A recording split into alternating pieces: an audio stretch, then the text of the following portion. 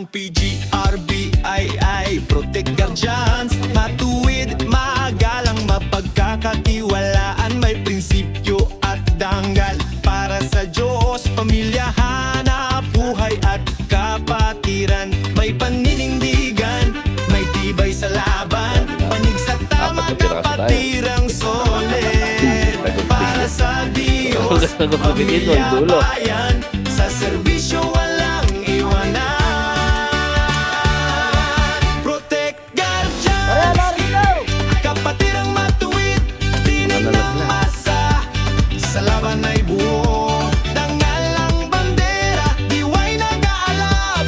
Kami ang Guardians, matatag, tapat, matapang.